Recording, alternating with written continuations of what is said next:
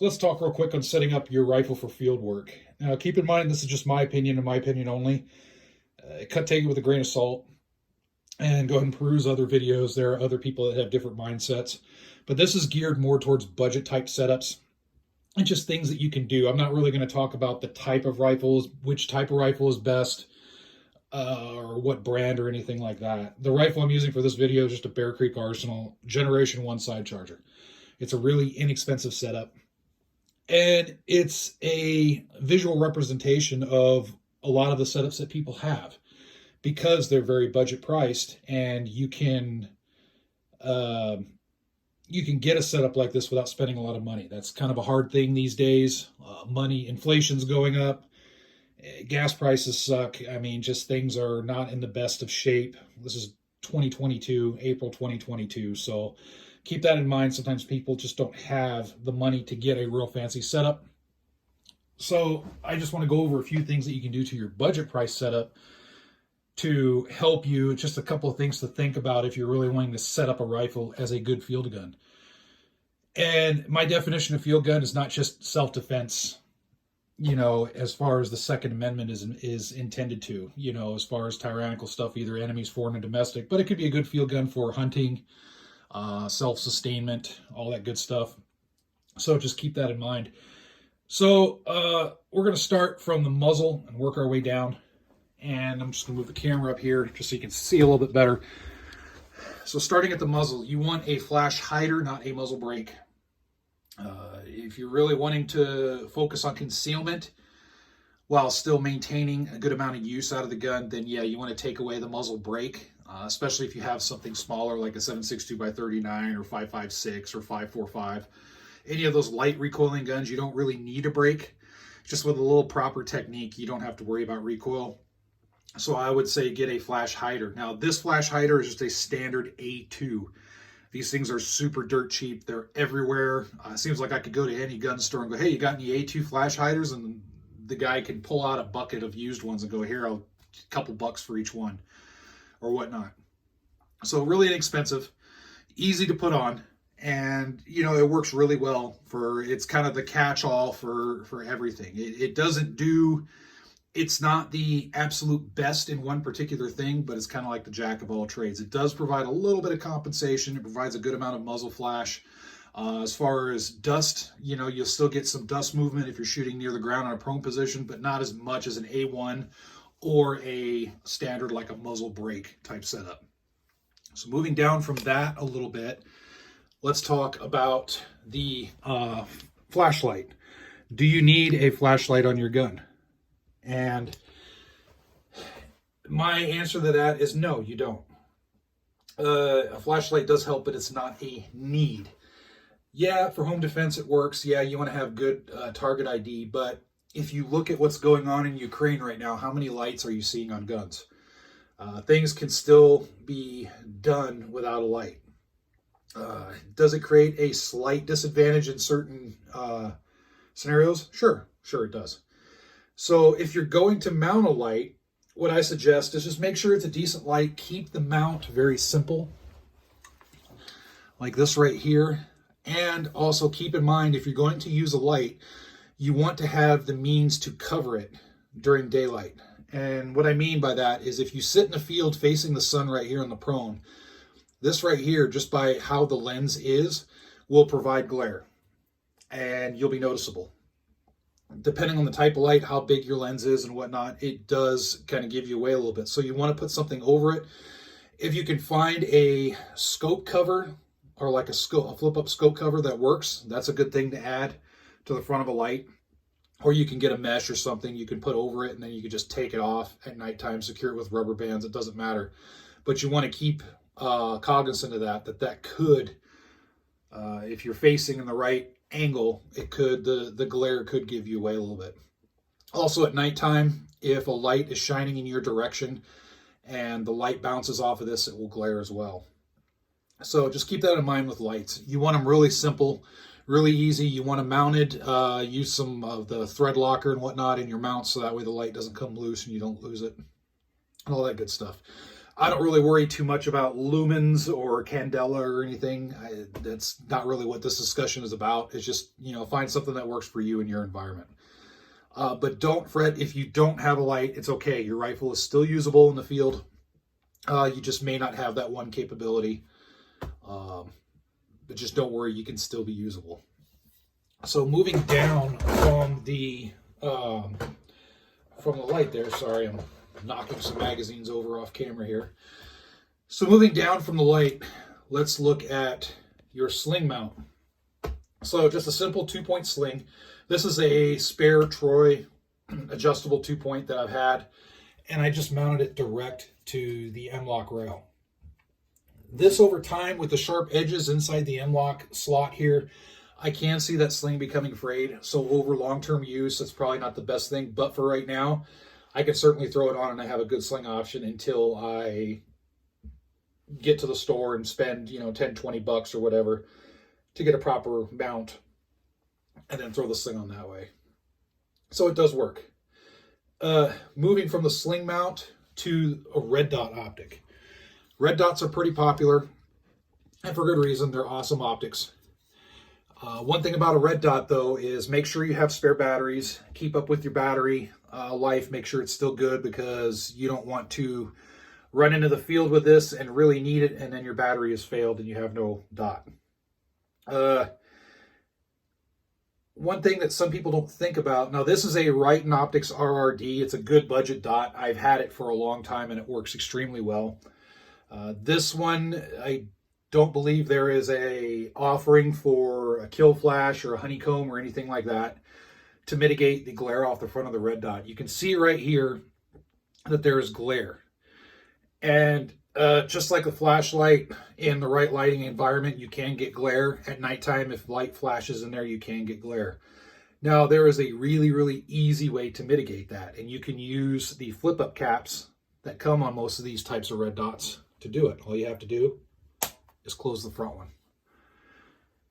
And there may be some of you saying right now, wait a minute, how are you going to aim through that? Well, when you aim through a red dot, your focus is threat focused. So that means you're looking at the threat, and as you present the rifle and aim, that dot is going to superimpose on the threat. You don't need to have this open in order for it to work. Try it out yourself. Look through your dot or at the threat. Aim your rifle at whatever aiming point you have safely. And then do it again with the front cover down, and you'll see that your dot still superimposes over your vision. It's not as crisp clear as having an open dot is, but it still works. This right there mitigates not only the glare from the lens, it also mitigates the some of these cheaper lights. You'll be able to see the emitter from this side, depending on where the emitter is mounted and whatnot. It can be seen. It's just the way some of these budget dots work. So it also negates that as well, and you still have an ability to use that sight and accurately engage a target. So that's just something to think about there. Along with that, your dot, make sure it's mounted securely, just like your lights, any of the other stuff. Make sure you use thread locker. You got a good torque down to whatever specs you need. If there's a specific spec on the mount or whatnot, make sure you follow it. Going to the right here, talking about the rail, do you need bipods or anything like that? No, you don't. It's a nicety, and usually bipods, for the extra weight and the extra snag factor and whatnot that they create, it's not worth it's not worth the squeeze. So I don't really use bipods. Bipods are great if you have a crew serve gun, like a belt fed gun or something like that, or you have a specialty type firearm, like if you have a bolt gun or a semi-automatic that's specially designed for a certain role. Yeah, a bipod can be great, but for something like this, a basic rifle, I'd rather not have that extra weight, that extra snag, the extra bulk, any of that. So moving down from the rail and down from the red dot, the grip. This is a standard A2 grip, and I have from Handle It Grips. This is a wraparound all-purpose tape. Gives a little bit more texture. That's what I put on this. Kept it simple. Now you can use different grips. You'll find different grips will give you a better feel, better ergonomics as far as the trigger squeeze goes and everything. It'll put your hand more in line with biomechanics and all that good stuff. So you can do that certainly, but this is kind of a budget priced viewpoint here on what you can do to your rifle without having to go out and buy crap. All I do is throw a little bit of that tape around because I had it. You don't necessarily have to. It's not a need, but I did just for this one because I had it on me already. So it was an additional cost. You can use that. You can keep it bare. You can spray paint it, kind of like how I spray painted this rifle, which I'll go over in a little bit here, or whatnot. But just, you know, practice with it. Practice with the grip that comes with the gun. Make sure you're placing accurate shots. You can do so from multiple positions. That's what's most important. The back of the gun, this is actually a pistol lower because I had this on a pistol upper. And what I did is I just took this 16-inch side charger upper and put it on here. And yes, that's perfectly legal to do. There's no issues with that. It's a basic setup. The brace is basic on this. There's no frills to the brace. It's just a single 2-point sling fixed to the brace. The one thing I did do, and I'll flip this rifle around, as you've seen, it's a side charger. So because of it being a side charger, I need one tool in order to maintain this gun. So what I did is in here, I have some duct tape down on the bottom here. I don't know if you can see. Right there's duct tape, and inside you can see it sticking out right there. There's the hex head for this. And I did that as a backup. I would, if I was fielding this rifle, I would have already the tools on me in the kit, but if I lost it, there's a backup on the gun itself.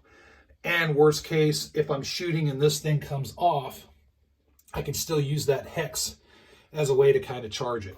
Now, keep in mind, is this Generation 1 side charger the best thing to take into field conditions? No, probably not. But sometimes you have to work with what you have. So in light of that, that's what I did to this rifle, just kind of thinking of, okay, that's a weak spot of the system. So I'm just kind of planning for it. The paint job on this thing, it's not pretty in any means. You know, I love seeing the really well camouflaged rifles out there that have awesome paint jobs and Cerakote and Durcoat and all that stuff. It's really cool, and I dig it. But I painted this rifle. One, I'm not super talented, so I can't do those real super fancy paint jobs. And two, I just looked at what can I do to make the rifle blend in a little bit more. It's not going to perfectly match my environment, but I just want it to blend in. So this particular paint job right here, I just used, what was it, that Rust-Oleum camo paint. It's like a quick dry camo type paint setup. And all I did was just OD green and tan and just tried to blend it just a little bit, swipes here and there. I didn't go for a really fancy, huge amount of covering as far as paint. I know that it's going to wear off, so I don't really care. But I want it to blend in. It doesn't have to blend in perfect. And the reason I say that is if you have to be careful. If I went out right now and blended this rifle perfect to the ground environment in my area, it would be more tan than green. That would blend in a little bit better. But here in a few weeks, when things go full on spring and everything turns super bright green, now I have tan and everything's green. Now I would have to paint it more green to blend it in perfect. And as the summer goes and gets into late summer and back close towards winter, it goes more tan again. And then in the wintertime, now I have to deal with more, okay, now I have to throw some white stuff on it if I want it to match perfectly. What I tried to do is figure out, okay, what's an all-around, something that breaks up the outline enough so it's not just a big black stick that can stand out. Because believe it or not, in a natural environment, a lot of black stands out. It draws the eye, and I don't want to do that. So I just did a basic kind of all-around paint job on this thing to give me the best all-around, no matter if I'm in green grass or if I'm in tan wheatgrass or whatnot, or whatever I'm in. It kind of helps break it up a little bit more. As far as that's it. The only other things I've done to this particular build that I think it's important if you're using a budget type setup and you want it to turn into a field rifle is really going over the internals. That's the most important thing. Looking at your extractor, looking at your springs, looking at your O-rings, whatever you have, your gas rings, everything. Make sure they're good, they're not broken. Make sure any screws are tightened down, throw some Loctite on them. Make sure the stuff that's supposed to stay tight is going to stay tight. Get out, run some rounds through it, make sure there's not going to be any failure points. On an AR-15 such as this, the gas system is really important, so you want to make sure to look at that. Make sure your gas block's not going to come loose. Your gas key isn't going to come loose. Make sure your gas key is properly staked. Make sure you got decent bolts in the gas key that's not going to shear off, all that good stuff. And if you have the money, get a spare parts kit for your rifle.